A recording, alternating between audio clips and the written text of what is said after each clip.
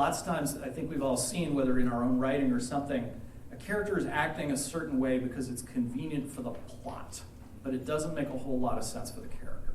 That's one where I'm like, this character is their own hero, and why are they sitting and doing nothing? And I'll ask myself why this happened. I had a good friend of mine was working through something, and it was a scene where these two people whose relationship has kind of cratered are in this rowdy bar, and they see each other across the room and start having this argument and like cross the bar and meet in the middle and like have it out. And he was like, the scene isn't working. And I said to him, I was thinking about it, and I said, well, what happens as they cross the bar? And he was like, well, what do you mean? I was like, well, does anyone else say anything? Is anybody doing anything? And he was like, no. And I thought to myself, well, that doesn't make sense. If you're in a dive bar and you start making a scene, people don't typically just sit there and let things happen. Like, there's the drunk guy, there's the guy who's going to fix everything, there's all these people who are going to be there. And so, the way he worked it out was he actually made a map of the bar, and here are the main characters where they are, and then he basically storyboarded it, and he was like, what logically would happen that haven't reflected? But that, to me, that was a way of taking that into account. Like, all these people are protagonists in their own stories, something isn't working. And this happens in some of our favorite stories, by the way. I mean, let's say, for instance, you had a really awesome space princess who gets captured by a giant slug and, has told off half the galaxy. And the minute she's sitting on the giant slug's throne, as Carrie Fisher herself complained, she doesn't have anything to say. Like, something is not right there. She complained about that to Lucas and Kasdan, and I think she was right. She's like, I'm silent all of a sudden? They forgot there that, Princess Leia was very much the protagonist of her own story, and it sags a little bit. So, even stories we love, don't hit on every cylinder, and that's okay. Questions about those things? Any thoughts? Yeah. Okay, so in Surface of the Empire series, when you're adapting scenes from Breaking Ranks and do you ever struggle with making sure that Zare is the protagonist of some story and he's not just serving Ezra's story in the episode because you're adapting? Yes, that is a fantastic question. Absolutely. And I'll tell you the scene where it was. It was where, there's another issue in that is because I was, in Rebel of the Ranks, the last third is retelling Breaking Ranks, but from Zare's point of view. A problem I had to deal with was that meant that I couldn't show Ezra. So Ezra crawling through the vents, Ezra, learning about the Inquisitor's plot, etc. I couldn't show any of that because Zare didn't see it. And so the scene I had written was, Zare has witnessed the data card, Ezra using the Force to bring the data card up into the ceiling. He's seen that, and he is like, what's going on? And then I actually had a little info dump there that he had to learn everything else. He had to learn about the Inquisitor's plot, etc. And the way I wrote that scene was it was a limp scene. It didn't really work, and it was Story Group who came to my rescue, and they said, I think we want more from Zare there. And so that scene became very different. It was, Zare is, he's already doesn't like Ezra. Ezra has walked in, he's complicated his plan. Zare is thrown in with him at great danger to himself, and he's not quite sure why. And now Ezra has done this seemingly impossible thing. And so, the way we wound up rewriting it, thanks to Story Group, was Zare basically takes Ezra by the lapels, and he's like, no, what are you and what was that? And that fixed the scene immediately. But yeah, it was exactly that. In the first version of that scene, Zare was basically a bystander to the plot, and it didn't work, it wasn't true to the character. And once they helped me see that, we fixed it. Yeah, thank you for that. No, that was a great question. I love those books. Sorry? I love those books. Oh, thank you. Thank you so much. Anybody else? Yeah, all right. Let's do, where are we? All right, are you ready for the pet peeve? Okay, good. Sorry? Yankee fans? That too, but that's okay. Let's talk about accessibility and spaciness. This is something I do in workshops with all sorts of audiences, and I usually do it with a video But in this audience, what is so cool is, I think you're going to agree, I don't need the video. Because here's the scene we're talking about. Luke at dinner on Tatooine with his aunt and his uncle. And it doesn't really go the way Luke wants. Does anyone not know this scene? Okay, good. So here's what I want you to do. Just hands up. I want you to identify, and you can go into the next scene, that features two sons. I want you to identify for me, what are some spacey things that happen in that scene? Yeah. Blue milk. Blue milk, absolutely. Anybody else? Come on, it's a lot. Yeah. Moisture evaporation. What is that? Okay, yeah, good one. Yeah. He wants to go to the Imperial Academy on another planet. What's the Imperial Academy on another planet? Good, good. Other things? Referencing the lie that his father was a navigator on a spice freighter. Now, spice freighters, navigators. Okay, yeah, definitely spacey. What else? Other things? Yeah. The harvest. Harvest. If you're pulling water out of the air, why is there a specific time for harvest? It's an odd harvest, and why don't they live somewhere else? It's a terrible planet, but yeah. Luke wants to transmit his application. Transmit his application? Yeah, absolutely. Yeah. Luke thinks those two droids are going to work out just fine. Yeah. Okay. What else? Yeah. Weird names like Biggs and Tank. Sure. How about when he's looking at the sunset? What do we see? Two suns. All right, that's a lot. And I think there's also like a power droid trundling along in the background. It's a little odd. Okay, so next question again, rapid fire. What basically are Luke and his uncle arguing about? Family stuff. Okay. Future. It's freedom. It's Makes freedom. those choices. Yeah, exactly. Okay. Next question. What when Luke is looking at the suns, look at that wonderful John Williams music, what is he thinking? What is he feeling? What's that? He wants to run away. Wants to run away. What else? Sorry? Hopeless. Hopeless. Yeah. Trapped. Sorry? Trapped. Trapped. Yeah, absolutely. Belonging. It's unfair. Yeah. Disney princess. Sorry? Disney princess. Yeah. Okay, so here's the thing that really interests me. All right, now we've set up the spaciness, set up the argument, we've set up what Luke's feeling. Everything's Luke's feeling. Can you explain what spaciness is for some of us who might not have heard that phrase before? Like outer space things. Things like you and I can't go out there in our normal lives in Orlando or wherever, and it's not part of our lives. Whether it's blue milk or two suns in the sky. Or is it also covering like tech speak and things? They're in the ship and he's like, angle shield deflector, and you're like, Yeah, sure. like, Yeah, that works. But okay, so all right, now how much how much of the spacey stuff did you need to get what Luke was feeling? How much? None. Because, and this is, to me, this is the genius of this scene, is that because everyone on Earth has, and I do mean on Earth, knows exactly what Luke is thinking, because everybody on Earth has been there. Everybody has been stuck. My real destiny is to go somewhere and be freaking awesome, but I'm stuck in this lousy town. My parents, whether they're my step-parents or anyone else, the people responsible for me don't understand what I'm trying to do, and they are blocking me, and I can't figure out how to get out of it. Everyone on Earth has either felt that, or if you're a little kid, knows on some troubling level that they're gonna feel it at some point. We all absolutely get it. And the spacey stuff, there's nothing wrong with it at all, but the spacey stuff is a tax on the reader. The more of it that exists, the more you are distracting the reader from that essential thing.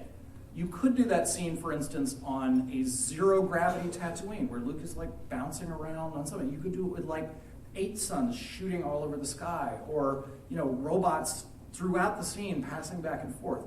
But none of that would help you getting what you absolutely need to know, which is what Luke is feeling and making you invested in that struggle. All of it might work, but it's making the reader work harder.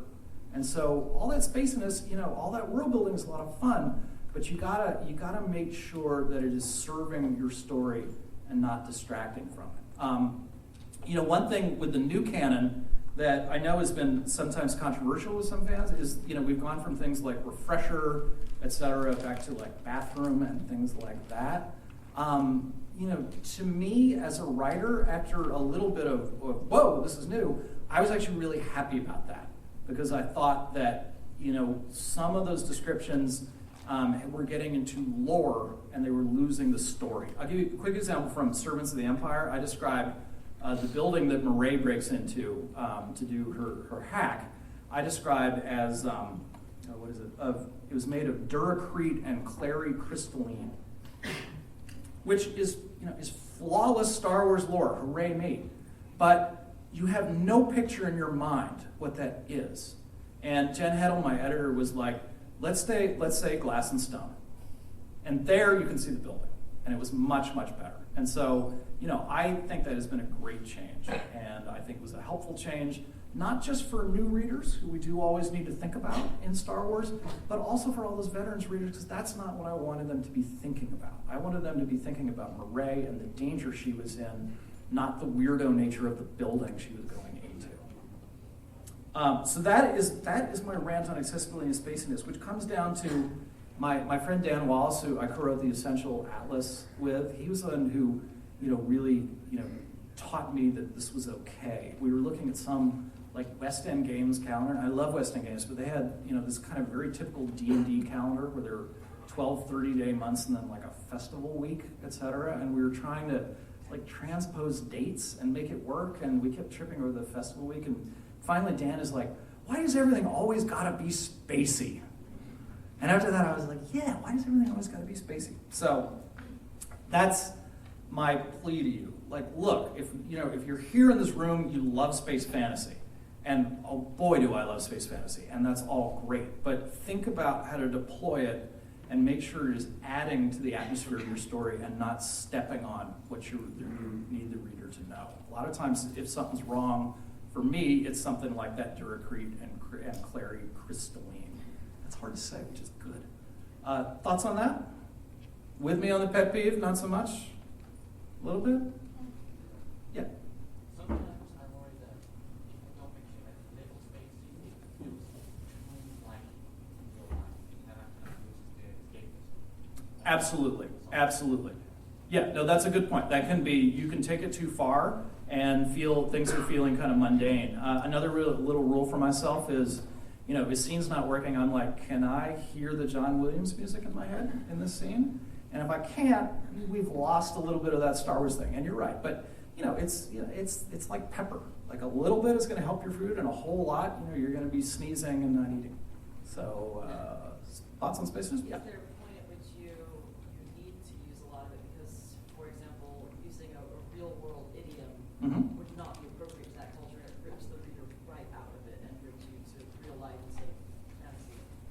Maybe it's a judgment call, and different readers are going to see it differently. But I do have one of those. Also from Servants of the Empire, I was trying to think of needle in a haystack. I wanted to space-ize that a little bit. And I was like, I eventually came down to needle in a grain barge.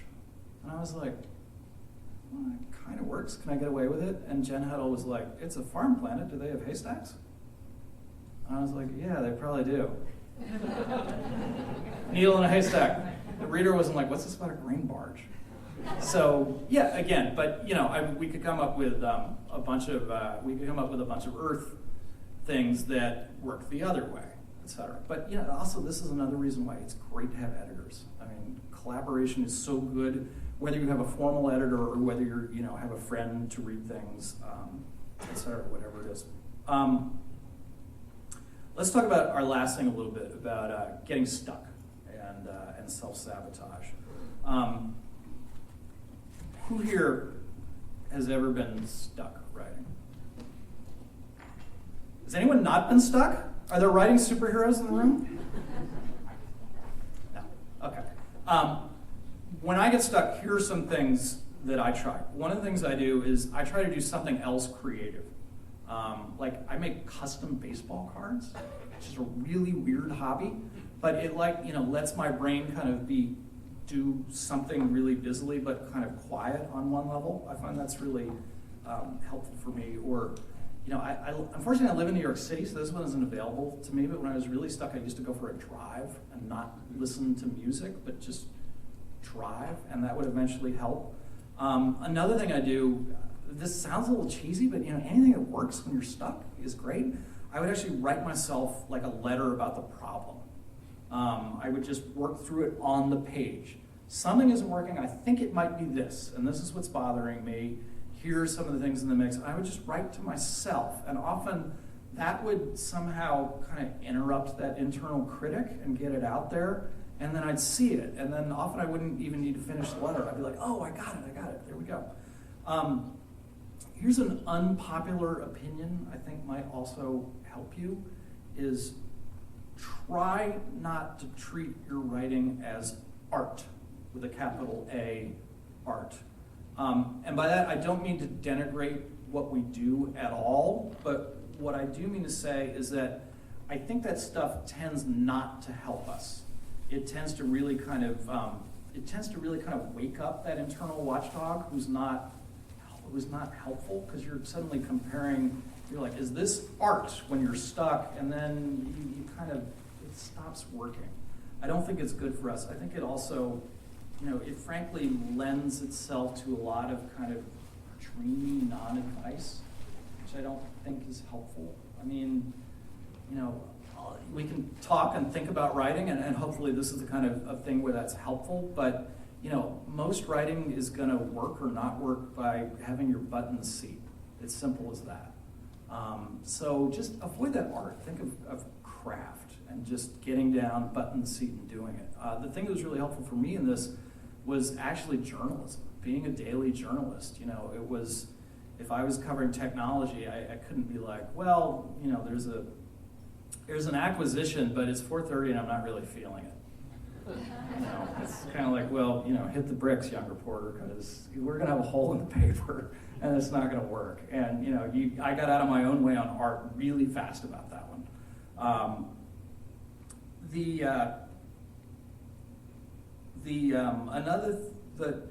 Another reason you might be stuck, though, to be really serious, though, is Chuck Wendig talked about this yesterday, and I thought it was really useful, is, sometimes you're stuck because you have a writing problem, et cetera, but sometimes you're stuck because there's something else going on. You may have like anxiety, not just about the writing, but about more than that, some kind of depression, et cetera. And that stuff, I think, is obviously to take very seriously.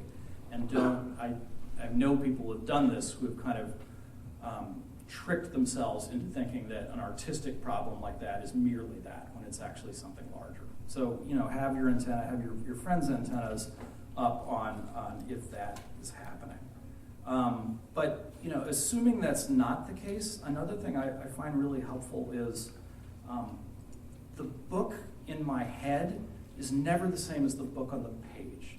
The book that winds up on the page is always this lesser version of that, with all this stuff missing and all this stuff that never quite worked out right. Has anyone ever felt something like that? Yeah. But I guarantee you, if we could cast some sort of actually pretty terrifying spell and like bring back Jane Austen and Shakespeare and George Eliot and Karen Blixen and all them, like all of them would have their hands up. Be like, oh yeah, totally. The Hamlet I imagined was so much better. It drives me crazy. But that book in your head, no one ever will read except you. Don't worry about it. And also, that's the kind of argument you are never going to win. You can never compete with that perfect book that you didn't write. You're always going to be living with the book you actually did write. And 90% of problems that I found in my book that really bother me, like most people didn't even notice. And I think there's a lesson there. There's a lesson in the other 10% too, but hopefully that's some of the stuff that we've talked about. But here's the part where I will get dreamy and mystical on you, and hopefully I've earned it. But you know what no one else knows, and that's extraordinarily valuable. And writing and storytelling is an exercise in sharing that, and just go out and channel that stuff and let the rest of us learn from it. So, thoughts on getting stuck? How to get around that? Things you do, questions you have, etc. Yeah. Something I found useful is just creating a writing habit in the morning when I write. And when you turn it into a habit and say, this is just what I do all the time, it makes it easier to sort of muscle your way past writer's block. Yep.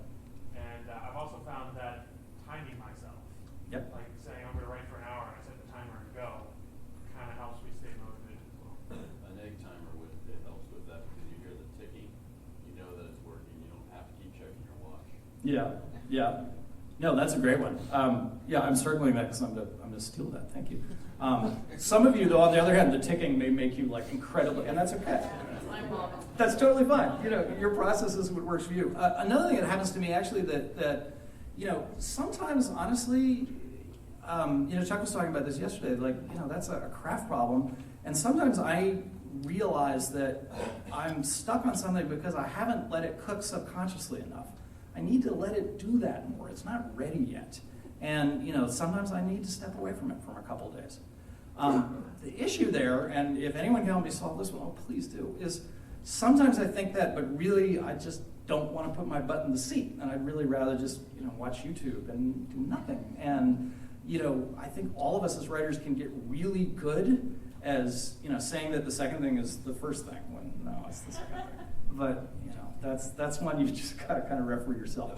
Other stuff on getting stuck, things you do, things you ask about, yeah. Sometimes I found getting stuck is really a way of my mind subconsciously telling me that what I'm writing on isn't, like, legitimately isn't good. Like, there's something about the story that isn't working. So I'll sometimes go backwards through the story and try and find like the choke point, so to speak, which might sometimes result in having to rewrite the whole thing over again, admittedly.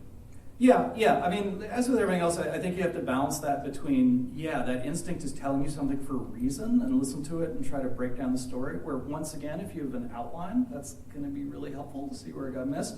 The balancing point I would say is, you know, you've also got to be careful, though, that internal critic who is just always there ready to say, like, this is no good, you're no good, etc. And so, yeah, it's a balance. It's a balance, you know, listening to the one but not the other. Yeah, I think that's a good point. Yeah.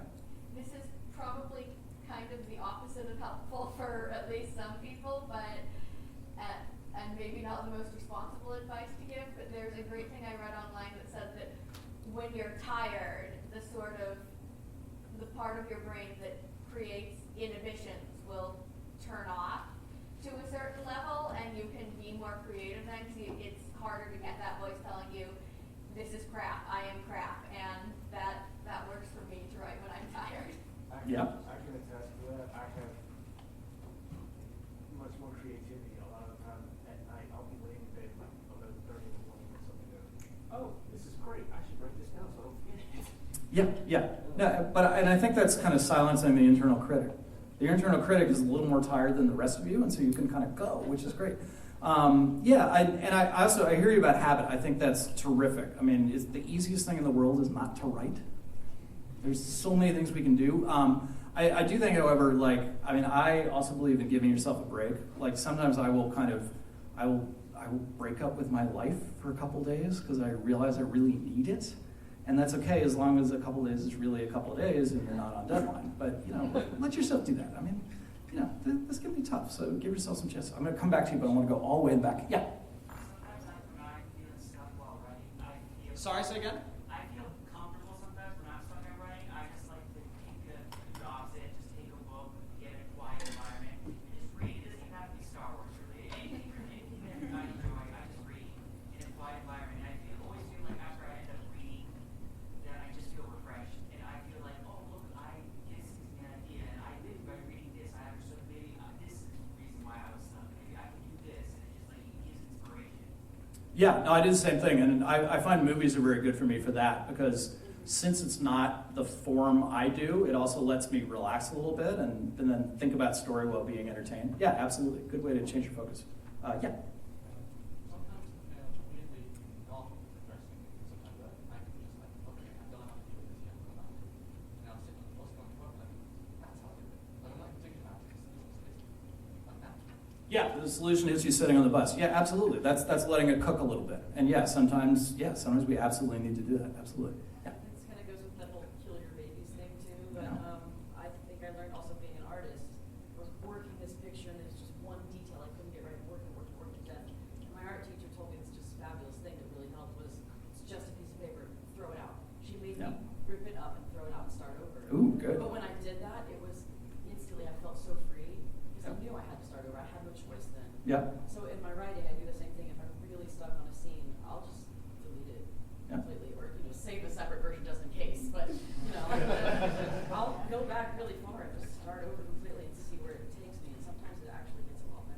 Yep. No, a lot of the writing process is figuring out kind of non-invasive ways to trick yourself, which, again, is that internal critic. Yeah.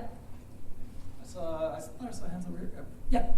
Kind of tying into what she said, sometimes when I get stuck on whatever I'm working on, I work on something different or I start some new idea that's been percolating. I may not get very far, but sometimes working on that helps me figure out where to go with what I was originally working on. Yeah, absolutely. Just changing your headspace, changing your focus. Yeah, absolutely. Anybody else? Yeah. So tying in with getting stuck and also tying in with everybody's the hero of their own story in Yeah. the story. With contemporary, be it television, movies, books, series especially, they always tend to have a villain in grandiose in nature, and usually in order to make it universe, galaxy, world threatening, whatever it may be, they feel the need to make them, perfect in so many ways, and then it's their pride, their hubris, whatever it is that they're planning on doing. But I find that most often it has to be some sort of like they do what you said. It's like, why would this person do that? They have to break character in order. How do you avoid? How do you create a villain who's credible, but is not going to break character in order to be defeated? Yeah, that's a good question. And yell at me if I'm answering something a little to the left or right of it. Because something I think about all the time is, you've probably all heard the advice that the villain doesn't think he or she is the villain. That's one of those that I think is useful to a certain point. It goes back to the idea of everyone is his or her own hero. Well, I'm not saying they think they're good person. Yeah, no, exactly. But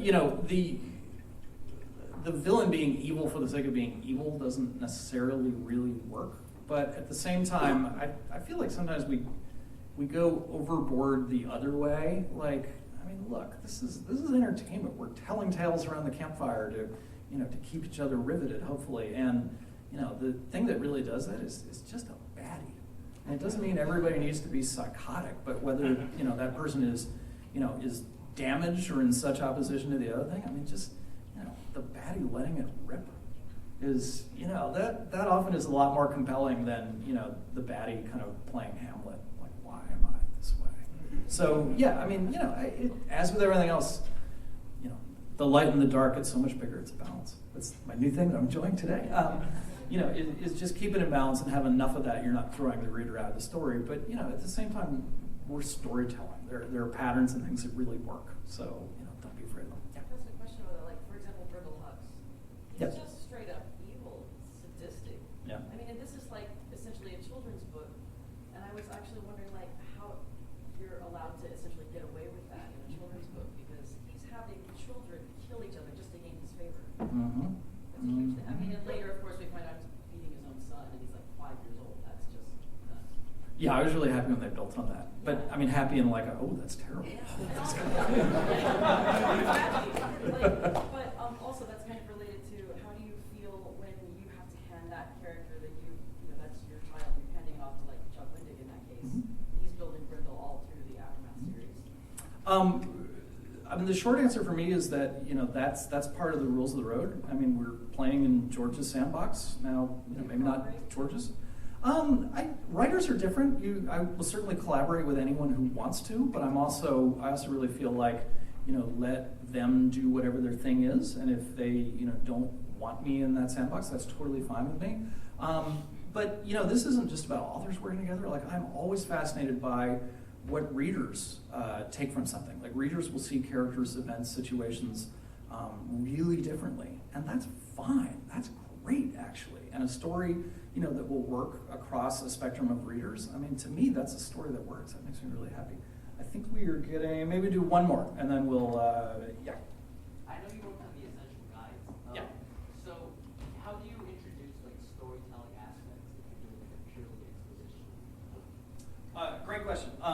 For like what I call nonfiction fiction, which is kind of a weird term, but you know what I mean. Actually, one of the signs that for me that I really wanted to push more into fiction was in Warfare. In Essential Guide to Warfare is a book I'm proud of, but it had a lot of kind of mini short stories in it, and I realized that was really because that was an itch I was really needing to scratch, and so I was like, well, can I investigate that more? But again, I think the biggest thing there is what's right for the story. Like, something about, some of the first person things, like we did something about female stormtroopers, or, Clone War, clone trooper, first person on Geonosis and things like that. Like some of the stuff that was, in a way, this is a cousin to the delivering exposition thing. Like some of the ways, the way to introduce all that lore worked more effectively with a character first story. But other times, people want to read about starship classes, for instance. Kind of want to read about starship classes, not somebody invested in them talking about them. So, it's really just, trying to see, does it fit, and then, listening to yourself, but then, also listening to other folks if you're off the mark. So, once again, you've given, since this is our last question, let me get back to my great Karen Blixen quote. It's about being loyal to the story, whatever that may be. So thank you, all of you. If I missed anything, I'm not sprinting down the hall, so just come grab me out there and we'll talk some more. Thank you so much.